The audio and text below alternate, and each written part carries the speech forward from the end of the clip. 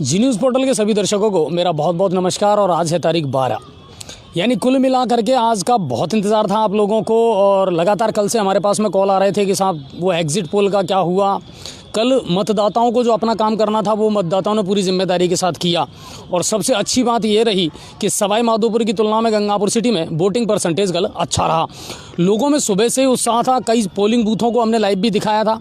हमने जाकर भी पूरे कई पोलिंग बूथों पर देखा तो लोग बहुत उत्साहित होकर के और मत का प्रयोग कर रहे थे। महिलाओं की अच्छी खासी भीड़ थी और सुबह जल्दी ही भीड़ लगना शुरू हो गई। प्रशासन की अगर बात करें तो देखिए, प्रशासन ने अपने हिसाब से अच्छी माकूल व्यवस्थाएं की थी। प्रशासन की हर गतिविधि पर नज़र थी। सुरक्षा के पूरे इंतजामात किए गए थे। जो अति संवेदनशील क्षेत्र थे उन पर जाकर के अलग से अतिरिक्त सुरक्षा व्यवस्था का जायजा भी लिया।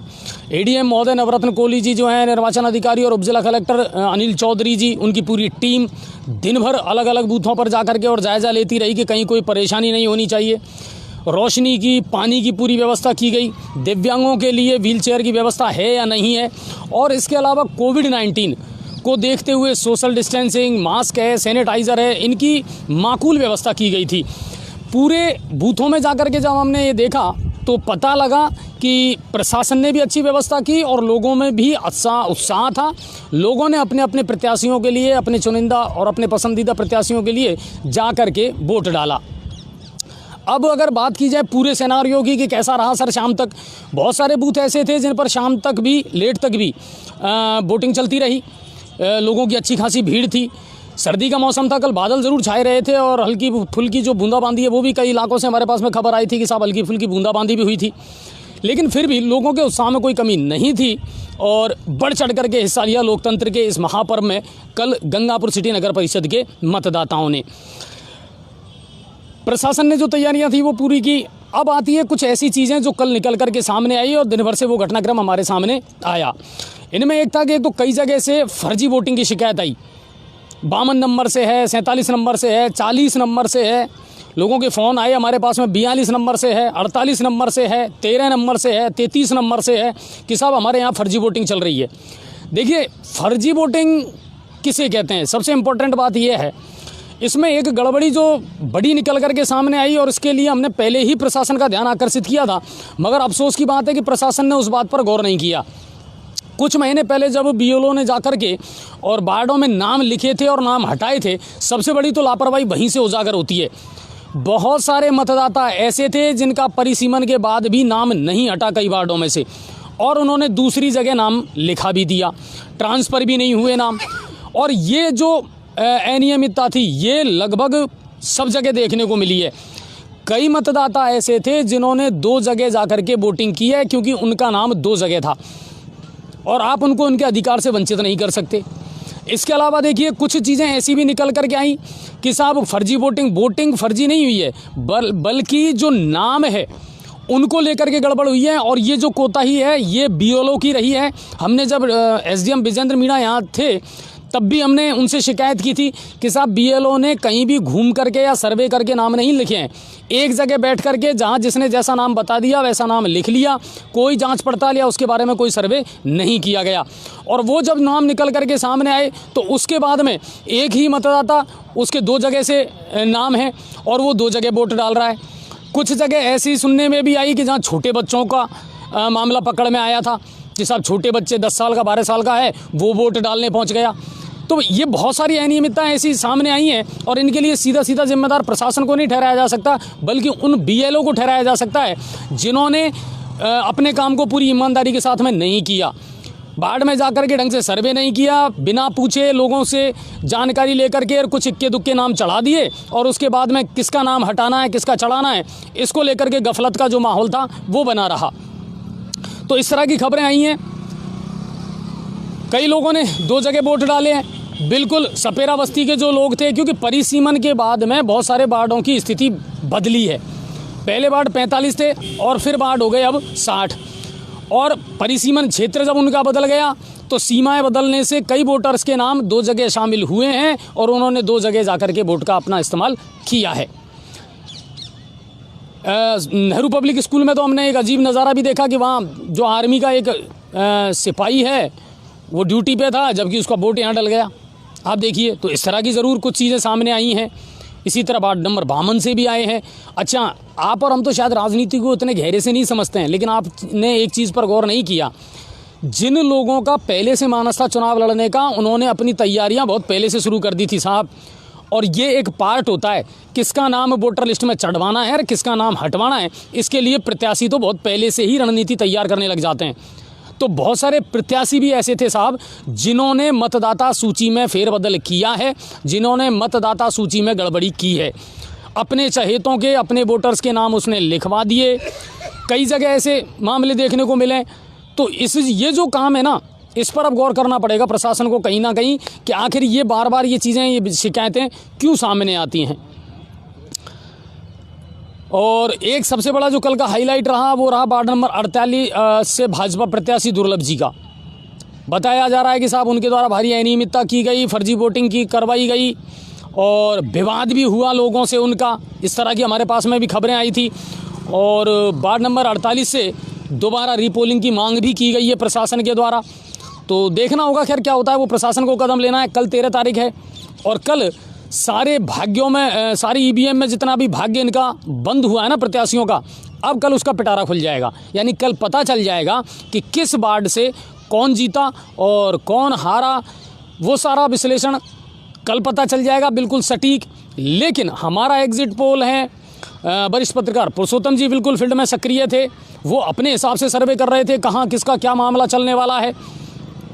इसके अलावा हमारे साथ में एक ऐसे व्यक्ति भी मौजूद हैं जो बार एसोसिएशन के अध्यक्ष हैं और राजनीति पर अच्छी पकड़ रखते हैं अपनी। दूसरी बात कि पूरे जो वार्ड हैं 60, उनमें खड़े हुए प्रत्याशियों के बारे में लगभग वो सारी जानकारी रखते हैं, किसके बारे में क्या फीडबैक है, वो सारी जानकारी है। तो मैं उन दोनों हमारे अतिथियों को आज आमंत्रित यहाँ करूँगा और फिर एग्जिट पोल जो हमारे हैं उनका विश्लेषण हम आपके सामने करेंगे कि हमारे मुताबिक कौन बाजी मार रहा है और किसको रण से बाहर होना पड़ेगा, बोर्ड बनेगा किसका और किसको इस बार इंतज़ार करना पड़ेगा।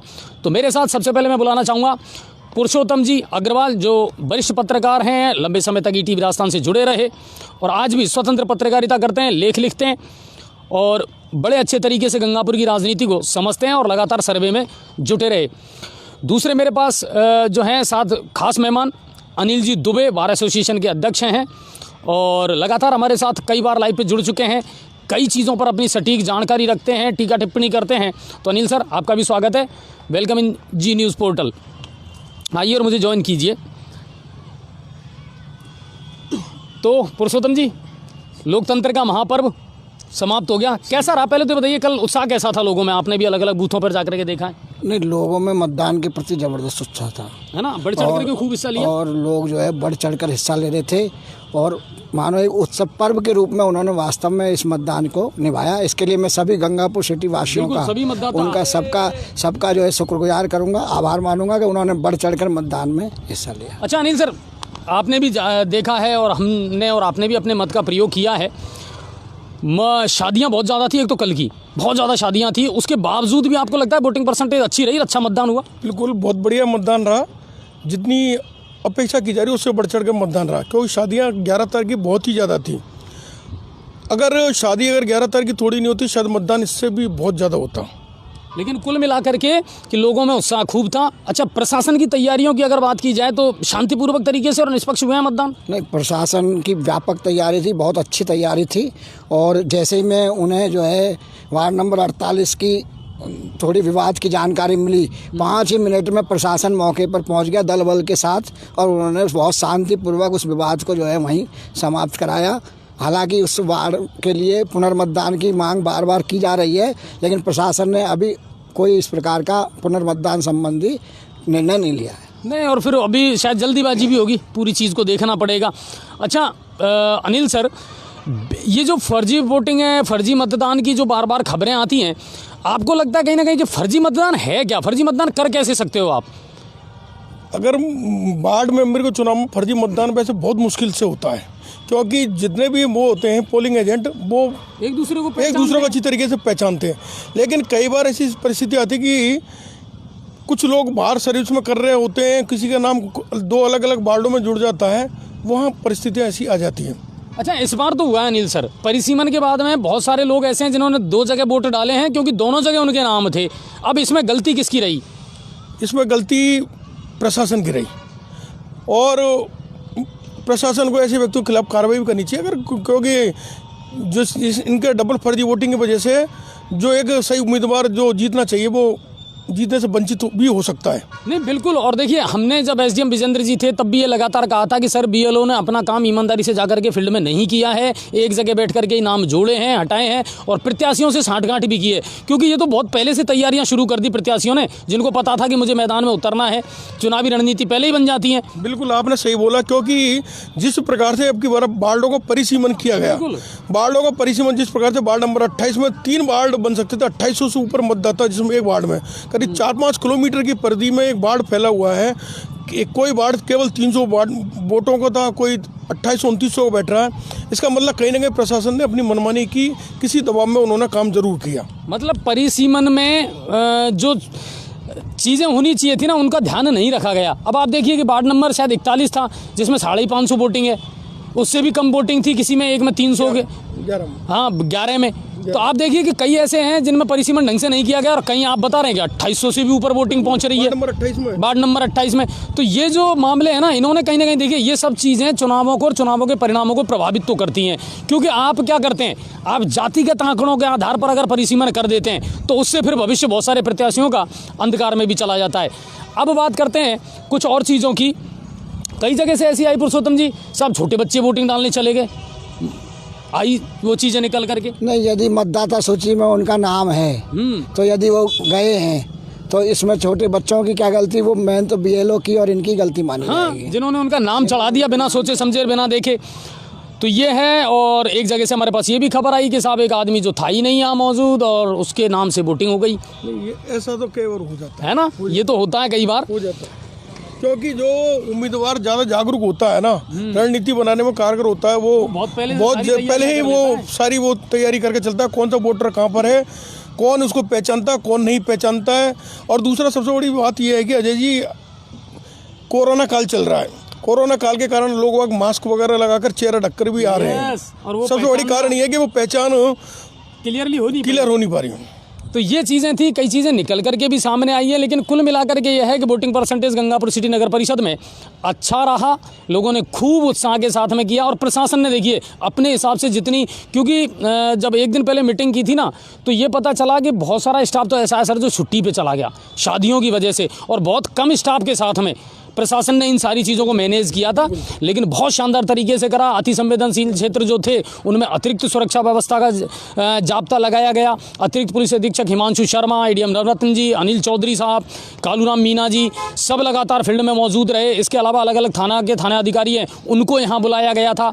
नरेश जी आए थे, दिग्विजय सिंह जी से हमारी मुलाकात हुई थी, तो जितने थाना अधिकारी हैं उनको भी यहाँ बुलाया गया था। चाक चौबंद व्यवस्था के अंतर्गत कल राजी खुशी से चुनाव संपन्न हो गए और अब जो भाग्य है वो ईवीएम में बंद हो चुका है। अब बात वहीं से शुरू करते हैं कि साहब भाग्य तो बंद हो गया, लेकिन फिर भी देखिए ये जो एग्जिट पोल और ओपिनियन पोल जो होते हैं ना साहब, ये बहुत कुछ तस्वीर को साफ तो कर देते हैं। हालांकि मैं आपको बता दूं, चाहे बिहार के चुनावों की आप बात कर लें, चाहे केंद्र सरकार के जो चुनाव हुए थे लोकसभा की उनकी बात कर लें, सारे एग्जिट पोल धरे रह गए थे। बिहार में भी किसी को ये पता नहीं था कि इतने अच्छे प्रचंड बहुमत के साथ एनडीए वापस आ जाएगी। केंद्र में भी ये पता नहीं था कि पहले की तुलना में और ज़्यादा सीटें मिल जाएंगी, ठीक है ना। तो कई बार एग्जिट पोल, क्योंकि आजकल जनता बहुत जागरूक हो गई है। इस एग्जिट पोल के बारे में मेरा जो कहना है, यदि किसी कारणवश या किसी दबाव में मीडिया के बंधु जो है चले जाते हैं, वो एग्जिट पोल को जो है अपने हिसाब से वो जनता की, हाँ, वो मैनेज एग्जिट पोल होते हैं। जनता की आवाज़ के हिसाब से जो एग्जिट पोल नहीं है वो सारे मैनेज पोल कहलाते हैं। जबकि मैं ये कह सकता हूँ दावे के साथ कि मेरा जो एग्जिट पोल है वो मैंने वास्तव में किसी भी राजनीतिक पक्ष विपक्ष को छोड़ते हुए ईमानदारी से अपने दायित्व का निर्वहन किया है, और आप निश्चित रूप से देखेंगे कि मेरा एग्जिट पोल 95% से ऊपर सही है। तो ये इनका दावा है और यही हमें लगता है, क्योंकि एक दूसरे से जुड़े रहे, फील्ड में घूमे हैं, स्टाफ भी लगाना पड़ा तो लगाया हमने, जिन्होंने जा कर के, और हमने हमारे एग्जिट पोल जो निकाले वो पता है आपको कहाँ से निकाले? चाय की दुकानों से, कटिंग की दुकानों से, वहाँ जब, क्योंकि वहाँ जो चर्चाएं होती है ना साहब, वो बड़ा मायने रखती है अनिल सर। और हमने जो स्टाफ मेंबर है उनसे कहा था कि आप लोगों से तो पूछिए, साथ में वहाँ जाइए चुपचाप तरीके से, जहाँ मैक्सिमम लोग आते हैं जाते हैं, उठक बैठक जहाँ है वहाँ जा कर के पूछिए आपके वार्ड से किसकी हवा है, क्या चल रहा है, कौन व्यक्ति सही है। और उन चीज़ों के आधार पर हमने फिर अपना जो एग्जिट पोल है वो तैयार किया था। अब बात करते हैं, सबसे पहले तो हॉट सीट 60 में से कौन कौन से वार्ड में नंबर ऐसे हैं जो हॉट सीट हैं? मेरे हिसाब से तो सबसे ज़्यादा हॉट सीट तो वार्ड नंबर 34 ही रहेगा।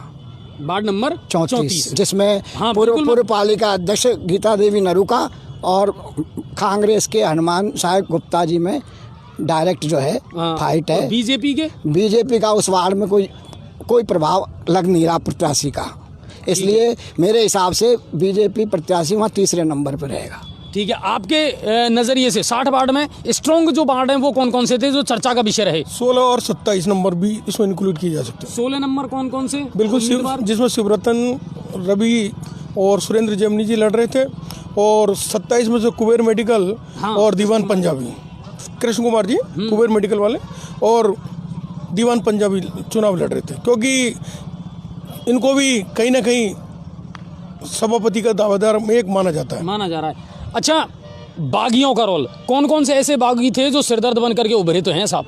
नहीं, बागियों का देखा जाए तो मुझे ऐसा लगा कि इस बार कांग्रेस जो है वो बागियों को मनाने में सफल नहीं हो पाई, और बीजेपी ने भी, हालांकि 2-3 बागियों थे, लेकिन बीजेपी के मुकाबले में कांग्रेस के बागी ज़्यादा मुझे दिखाई दिए फील्ड में। नहीं, आपने एक बार एक पोस्ट डाली थी टिकट वितरण के शुरुआत में कि साहब कांग्रेस ने समझदारी दिखाई है और भारतीय जनता पार्टी ने उतनी समझदारी नहीं दिखाई टिकट वितरण में लेकर के। लेकिन मेरा ये कहना है कि जब बाद में शायद भाजपा ने कांग्रेस की बजाय अच्छा मैनेज कर लिया। नहीं, मेरे हिसाब से उस समय की जो स्थिति थी उस हिसाब से मैंने कहा था कि दोनों ही प्रत्याशियों ने बहुत सोच विचार करके उम्मीदवार उतारे मैदान में। रही बात गीता देवी नरूका जी की और ये मान लो आप मदन पचौरी की, तो कभी कभी राजनीति में ऐसी स्थिति आ जाती है। नहीं, वो तो जिस राजनेता का प्रभाव सत्ता पर होता है वो अपना वर्चस्व स्थापित करने के लिए इस प्रकार की छोटी मोटी जो है टिकट काटना और ये मामूली बात है, इसको आप ज़्यादा गहराई से नहीं लेना, सामान्य प्रक्रिया है राजनीति। नहीं, वो तो सामान्य प्रक्रिया है। मेरा कहने का मतलब ये है कि वो बागी कौन से थे जिन्होंने सिरदर्द, चाहे बीजेपी की, अनिल सर भारतीय जनता पार्टी में ऐसे कौन कौन से थे जिनको टिकट के दावेदार तो थे मगर टिकट नहीं मिल पाया, बैठे नहीं, लड़े, चुनावी मैदान में थे और उन्होंने दावा ठोकर वो सिरदर्द बने भाजपा के लिए? बिल्कुल, वार्ड नंबर 22, अपने वार्ड नंबर 26 में कौन कौन थे? वार्ड नंबर 26 में अंजू जाटव जिन्होंने बीजेपी के लिए टिकट मांगा था, लेकिन चूंकि सामान्य सीट थी और इस वजह से उन लोगों को टिकट नहीं मिल पाया।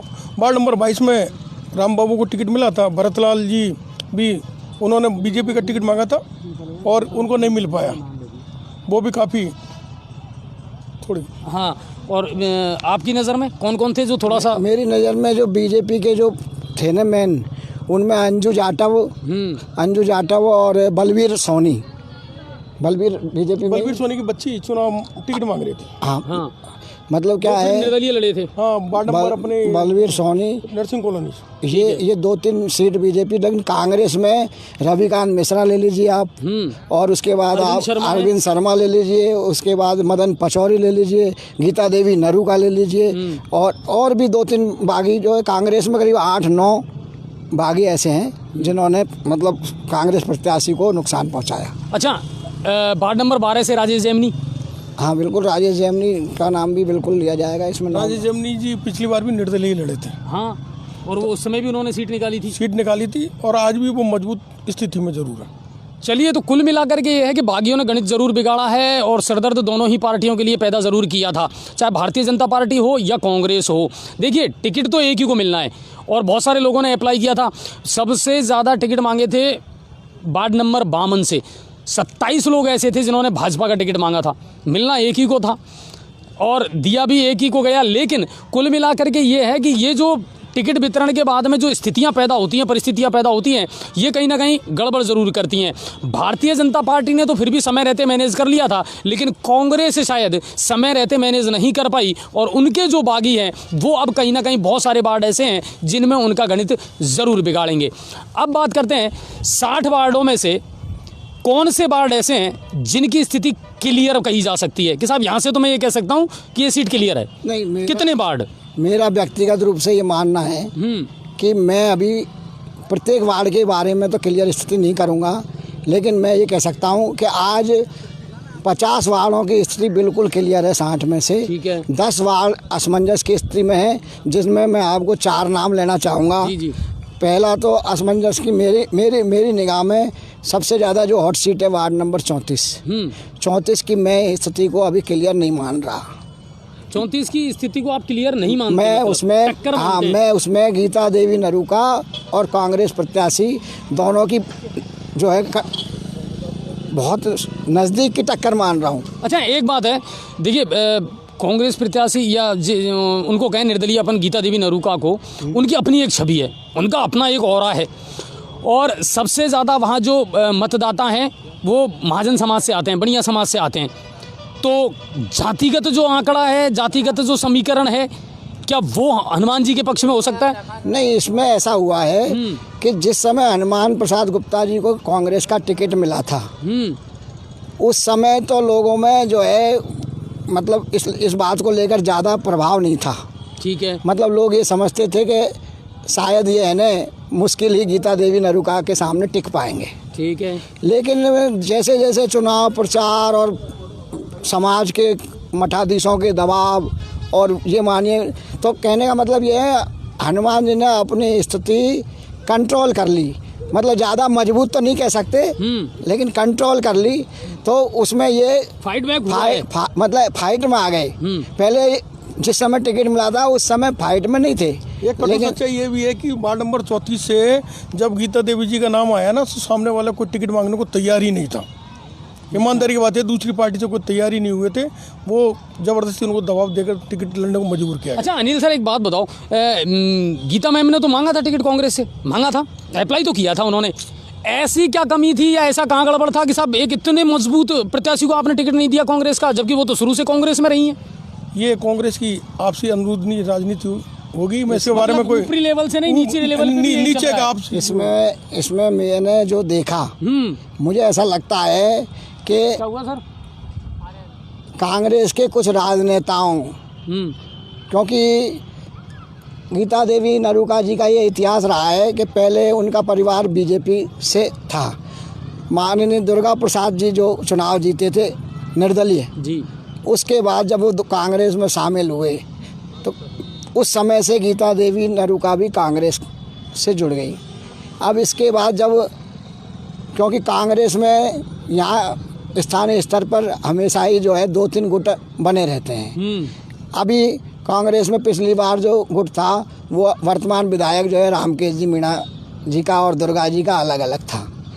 और चूँकि गीता देवी नरूका जी दुर्गा प्रसाद अग्रवाल जी के खेमे की थी, इसलिए मुझे लगता है कि राजनीतिक रूप से इनको जो है टिकट नहीं दिया गया। अच्छा, एक चीज़ और है अनिल सर, निकल करके सामने आई, और पुरुषोत्तम जी कहीं ना कहीं मेरी इस बात से इत्तेफाक रखेंगे कि जैसे जैसे चुनाव नज़दीक आया, जैसे जैसे वोटिंग का दिन नज़दीक आया, बहुत सारे वार्ड ऐसे थे सर जिनमें शुरुआत में तो कैंडिडेट कमज़ोर नज़र आ रहा था, लेकिन बाद में कम बैक बाउंस बैक उसने किया है। बहुत सारे ऐसे वार्ड थे, ऐसे वार्ड हैं आपके जहन में कोई कि यार हाँ जब शुरू में टिकट मिला था ना, तो मजबूत भी तो कमजोर हुए हैं। हाँ वो तो सीधी सी बात है कि जब कमजोर मजबूत हुआ, जो पहले बहुत मजबूत दिखाई दे रहे थे वो कमजोर भी हुए। कौन कौन से हैं ऐसा आपकी नज़र में है कोई बात? नहीं हो सकता, उसका नाम ओपन नहीं करूंगा मैं, लेकिन ऐसे 2-3 कैंडिडेट हैं जो बहुत मजबूती पे थे और बाद में ऐसा लगा कि शायद उनके चेहरे पे हवाइयाँ उड़ रही है।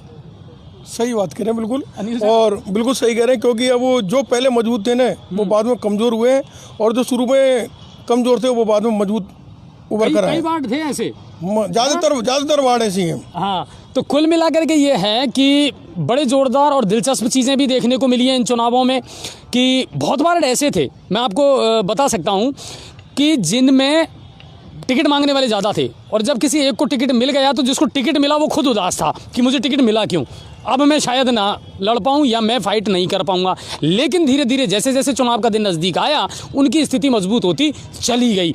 यानी बहुत कुछ बदला है साहब, और सबसे बड़ी बात यह है कि अब पब्लिक के रुख को समझना इतना आसान काम नहीं है। पहले क्या होता था, पहले जो उम्मीदवार चुनाव लड़ता था ना, उसे लगता था कि उसकी रणनीतियाँ बहुत स्ट्रॉन्ग है, लेकिन मुझे ऐसा लगता है कि अब लोग जो हैं उनकी जो सोच है वो बहुत स्ट्रांग हो गई। अंत समय तक भी ये पता नहीं चलता कि लोग आखिर वहाँ जाकर के बटन किसके पक्ष में दबाने वाले हैं। इसका कारण है कि ये जो निकाय चुनाव होते हैं वो वार्ड के चुनाव होते हैं। वो मतदाता सोचता है, व्यक्ति ये सोचता है कि अगर अपने वोटों में कल अपन अगर वोट किसी और व्यक्ति को डालें, कल अपन से दुश्मनी बन जाए और वो हो जाए, तो वो इसलिए खुल के सामने नहीं आता है। हाँ, केवल पार्टी के लोग हैं, वो पार्टी के लोग उस प्रत्याशी के पक्ष में खुलकर आते हैं, बाकी सामान्य मतदाता खामोशी से अपना वोट डालकर आ जाता है। और सबसे बड़ी बात है, देखिए पार्टी मायने नहीं रखती इन वोटों में या इन चुनावों में, व्यक्ति मायने रखता है। कौन व्यक्ति है जिसको हम सबसे ज़्यादा जानते हैं, पॉपुलर है, कितना वो कॉलोनी में सक्रिय है, वार्ड में सक्रिय है, और कितना वो हमारे लिए कर सकता है, ये चीज़ें ज़्यादा मायने रखती हैं। तो पार्टियां जो हैं वो सेकेंडरी हो जाती हैं, फिर मेनली जो है वो व्यक्ति विशेष जो है वो महत्व रखता है। अब बात करते हैं एग्जिट पोलों की। आप कह रहे हैं कि साहब मेरे पास 50 ऐसे वार्ड हैं जिनकी स्थिति मेरे जहन में क्लियर है। 50 में से कितनी सीटें हैं, स्पष्ट रूप से कितनी सीटें बीजेपी को दे रहे हैं? मैं आज सुबह ही जो है, रात भर मेरे पास जो है लोग बाग, मेरी टीम के लोग भ्रमण करते रहे। सुबह 7-8 बजे तक हम इस काम से 50 सीटों का आकलन कर पाए। और मैं ये कहना चाहूँगा 50 सीट में अभी बीजेपी के लिए खुशी का समय है। 50 सीटों में जो मैंने लगाया है, अच्छा, उसमें बीजेपी को स्पष्ट रूप से 22 से कम सीट नहीं मिल रही। 22 सीटें। हाँ। अच्छा, जबकि अपन पहले जब बात कर रहे थे तो अपन लास्ट 18 तक बता रहे थे, लेकिन 4-5 सीटें ऐसी आ गई अब उसमें। ऐसा नहीं, अपने 4 दिन पहले जो चर्चा की थी लाइव, उसमें मैंने 17 सीटें बताई थी बीजेपी को, लेकिन वो 35 सीटों की स्थिति थी। ठीक है, अब ये 50 की है, और 60 के आंकड़े भी आपको मैं जाते जाते बताऊंगा। अभी मतलब अभी चल रहा है। हाँ, अभी आ रहे हैं मेरे पास लगातार आंकड़े। तो आप कह रहे हैं कि 50 में से 22 सीटें 22 सीटें बीजेपी निश्चित रूप से जीत रही है। कांग्रेस का अभी थोड़ा सा मान लो, थोड़ा सा क्या, तो क्या बिल्कुल नहीं दोगे क्या? नहीं, कांग्रेस को 50 सीटों में से 15 सीट क्लियर है। 50 में से 15, 7 सीट पीछे है कांग्रेस 50 में से। ठीक है, मेरा मानना है कि बीजेपी को करीब 25 से 27 सीटें मिलेगी, और कांग्रेस को 18 से 20 के समथिंग मिलेगी। तो निर्दलियों का क्या रोल रहेगा? निर्दलीय की भूमिका बहुत है, लेकिन मेरा ये मानना है कि सारे जितने भी हम लोग देखेंगे, लास्ट में अगर कोई एक बदलाव न हो तो सभापति पद पर बीजेपी का ही प्रत्याशी बैठेगा या बीजेपी समर्थित बैठेगा। क्या कहते हैं पुरुषोत्तम जी? किस बारे में? सभापति निर्दलीय बैठा रहे हो बीजेपी के समर्थन से, या बीजेपी आ रही है पूरे मैंडेट के साथ? मैं एक बात स्पष्ट कर दूं, सभापति वो बनेगा, संख्या बल सभापति का कोई वो नहीं रहेगा आकर्षण। मतलब आप कहते हो, मान लो बीजेपी 31 सीट भी ले आती है, तो जरूरी नहीं कि बीजेपी का सभापति बन जाए। हाँ बिल्कुल, क्योंकि ये स्थानीय चुनाव में पिछली बार भी आपको ध्यान हो तो कांग्रेस प्रत्याशी ने पूरी मेहनत करते हुए अपना पूरा वो कर लिया था। लेकिन नए वक्त पर जो है ना 1-2 वोटों से जो है बीजेपी बाजी मार गई। तो ये स्थानीय निकाय चुनाव जो है, निर्दलियों को कौन अधिक प्रभावित कर सकता है, वो है। इसमें संख्या बल का कोई महत्व नहीं रहेगा। हाँ, ये है कि संख्या बल के आधार पर भूमिका बनाने में कारगर मदद मिलती है। अच्छा, एक बात और निकल कर के सामने आ रही है, ये जो चुनाव है ये दोनों ही विधायकों के लिए कितना बड़ा माइलस्टोन साबित होने वाला है, क्योंकि पूर्व विधायक मान सिंह गुर्जर और वर्तमान विधायक रामकेश मीणा, दोनों के लिए भी ये कहीं ना कहीं साख का चुनाव ज़रूर था साहब। नहीं, बिल्कुल, ये दोनों ही विधायकों के लिए, पूर्व विधायक और वर्तमान विधायक के साख का सवाल था, लेकिन दोनों ही विधायकों ने अपनी जी जान झोंकी और जितनी मेहनत की परिणाम। लेकिन जो होता है, क्योंकि ये शहरी निकाय चुनाव है और ये आपको मानना ही पड़ेगा, शहरी निकाय क्षेत्रों में भारतीय जनता पार्टी का पकड़ बहुत मजबूत होती है। कार्यकर्ता, बीजेपी के पास कार्यकर्ताओं की बहुत ज़्यादा पकड़ है। इसके अलावा मैंने जैसा आपने देखा होगा कि कांग्रेस में जो ब्लॉक अध्यक्ष, सबसे बड़ी चीज़ होती है, अध्यक्ष वगैरह जो पार्टी में संगठन होता है, वो संगठन का अगर नेतृत्व चुनाव लड़ रहा होता है तो बाकी संगठन में अन्य पदाधिकारी है ना, वो खामोश हो जाते हैं। बीजेपी के संग स्थिति ये थी कि जैसे वार्ड नंबर 18 से बीरू पुजारी चुनाव लड़ा था तो उन्होंने मंडल अध्यक्ष पद से इस्तीफा दे दिया था और कार्यकारी नया अध्यक्ष बनाया गया। तो बीजेपी में क्या था कि संगठन मजबूत था। कांग्रेस के पास बिल्कुल कांग्रेस के पास संगठन की कमी रह गई। बीजेपी के पास जो थे, मान सिंह जी के साथ में काम करने वाली टीम पूरी लगी हुई थी और लगी हुई है। आज ये थोड़ी कमी यहाँ देखने को मिल सकती है। अच्छा, जो स्ट्रेटजी बनाते हैं बीजेपी की और कांग्रेस की स्ट्रेटजी में बड़ा फर्क है सर, रणनीति में बड़ा फर्क है। आप देखिए कहीं ना कहीं इन पूरे चुनावों में वर्तमान विधायक की जो बयानबाजी है ना, उसको लेकर के बड़े ऑडियो वायरल हुए, बहुत सारे लोगों ने चर्चाएं भी की कि साहब वो कुछ भी बोल देते हैं चुनावी सभाओं में उतना, तो वो चीज़ें फर्क पड़ती है। मैं वर्तमान विधायक रामकेश मीणा जी के स्वभाव से और उनकी पूरी राजनीति से पूरी तरह परिचित हूँ। मान सिंह जी की से तो परिचित हुई, लेकिन रामकेश मीणा जी की चुनावी रणनीति से मैं पूरी तरह परिचित हूँ।